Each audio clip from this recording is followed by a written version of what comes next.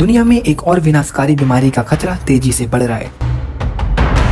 World health organisation ने एक alert जारी कर दिया है कि अगर इसे जल्द से जल्द कंट्रोल नहीं किया जाए तो ये अगले बड़े पैंडेमिक में तब्दील हो सकता है। दोस्तों, कोविड-19 वायरस से हमने अगर कुछ सीखा है तो वो ये सीखा है कि किसी भी वायरस को आप इतना हल्का में ना लो कि वो आपकी जान ले ले। एक खतरनाक वायरस तेजी से दुनिया भर में फैल रहा है और इसके 116 देशों में पॉजिटिव केसेस देखे जा चुके हैं, इंक्लूडिंग इंडिया। सबसे पहले मैं बता दूं कि ये वायरस कुछ इस तरीके से दिखता है, जो कि बहुत जानलेवा है, और आज मैं आप लोगों को इस वायरस के बारे में 5 चीजें बताऊंगा। सबसे पहले एमपॉक्स क्या है और इसकी शुरुआत कहां से हुई। Second, what WHO is saying कि किन किन देशों में ये वायरस फैल चुका है। थर्ड, क्या एमपॉक्स इंडिया में आ चुका है। फोर्थ, इसके सिम्टम्स क्या है। एंड फिफ्थ, क्या हमारे पास इसकी कोई वैक्सीन मौजूद है।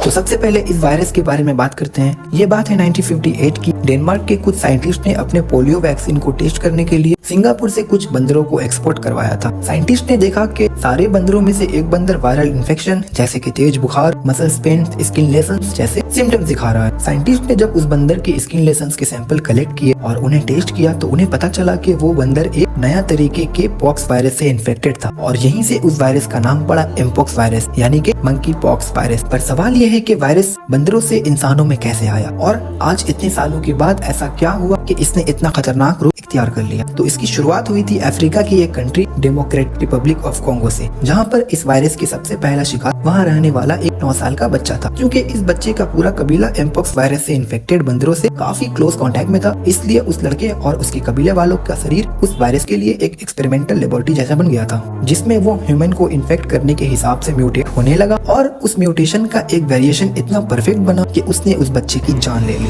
बट ये तो बस शुरुआत थी। इस इंसिडेंट के बाद से ये वायरस ने 2 मेजर ग्रुप या क्लेड में बदल गए। सबसे पहले क्लेड 1, जिसे कोंगो बेसिन क्लेड भी कहा जाता है, ये बेसिकली कोंगो में ही फैला था, और क्लेड 2 यानी कि वेस्ट अफ्रीकन क्लेड, जो कि वेस्ट अफ्रीकन देशों में फैलना स्टार्ट हो चुका था। दोस्तों, अब ये जानते हैं कि इन दोनों में से ज्यादा खतरनाक क्लेड कौन सा है। फर्स्ट, क्लेड 1, जो कि ज्यादा मेजर सिम्टम्स दिखाता है, इसलिए वो बॉर्डर क्रॉस करते वक्त आसानी से पकड़ा जाता है। बट क्लेड 2, जो कि काफी माइनर सिम्टम्स दिखाता है, जिसकी वजह से उससे पीड़ित लोग आसानी से एक जगह से दूसरी जगह, एक देश से दूसरे देश चले जाते हैं, जिससे इसको फैलना आसान हो जाता है। और क्लेड 2 से लगातार फैलने की वजह से आज इतने सालों में हमारे ह्यूमन इम्यून सिस्टम ने इससे लड़ना सीख लिया है। मगर दूसरी तरफ क्लेड 1, जो कि कोंगो को छोड़कर बाकी देशों के लिए एकदम न्यू वायरस है, यानी कि हमारी इम्यून सिस्टम उससे फाइट करने के लिए अभी कैपेबल नहीं बनी है। इसी वजह से हम देखेंगे कि क्लेड 2 से इन्फेक्टेड लोगों में से मरने वालों की तादाद सिर्फ 1% है, बल्कि क्लेड 1 का डेथ रेशियो 10% है। और सबसे बड़ी प्रॉब्लम यही है, जो वेरिएंट फैल रहा है वो यही क्लेड 1 का वेरिएंट है, जो कि कोंगो से बाहर निकल चुका है और अब धीरे धीरे करके पूरे अफ्रीका, यूरोप, मिडिल ईस्ट और एशिया में फैल रहा है।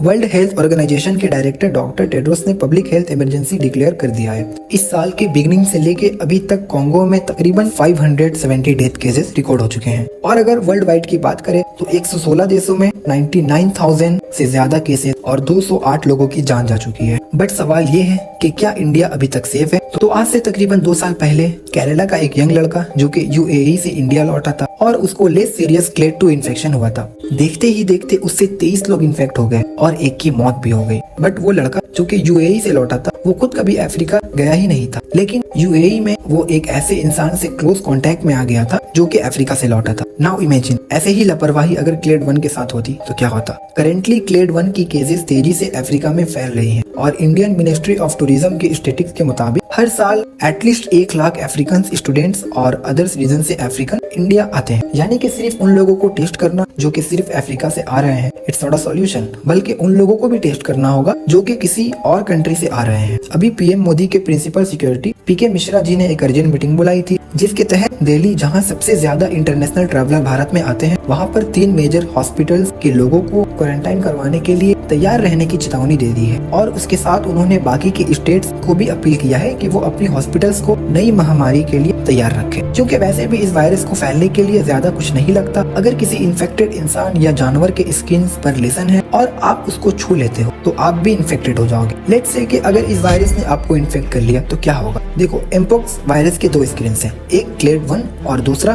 क्लेड 2, जिसमें एक चीज अच्छी है कि इनमें सिम्टम्स अलग होते हैं। क्लेड 1 के सिम्टम्स ज्यादा डेडली होते हैं, बल्कि क्लेड 2 के कम। इन दोनों ही केसेस में वायरस के कांटेक्ट में आने से लेके सीरियस इन्फेक्शन बनने तक आपके शरीर में 3 मेजर स्टेजेस से होकर गुजरता है। Stage 1 incubation period. इस पीरियड के दौरान वायरस आपके बॉडी में एंटर करता है और बॉडी में एडॉप्ट होने की कोशिश करता है, और ये पीरियड जनरली 1 से 2 वीक तक बॉडी में रहता है और इसमें कोई भी सिम्टम्स नजर नहीं आते। Stage 2 prodrome. ये काफी खतरनाक स्टेज है। इसमें आपको एम्पोक्स के अर्ली सिम्टम्स दिखना शुरू हो जाती है, जैसे कि फीवर, थकान, गले में सूजन, सर दर्द, कफ, जो कि किसी भी वायरल इन्फेक्शन में देखा जाता है। मगर इस वायरस में एक ऐसी चीज है जो एक्स्ट्रा दिखाई देती है। आपने देखा होगा कि हमें जब भी माउथ अल्सर्स आते हैं तो यहाँ एक पेनफुल जैसी स्ट्रक्चर बन जाती है। अगर आपको बाकी सिम्टम्स के साथ गले के नीचे ये स्ट्रक्चर बन रही है, मोस्ट प्रोबेबली आपको एम्पोक्स वायरस ने इन्फेक्ट कर लिया है और आपको इमीडिएटली डॉक्टर्स के पास जाना चाहिए। स्टेज 3 रैशिंग।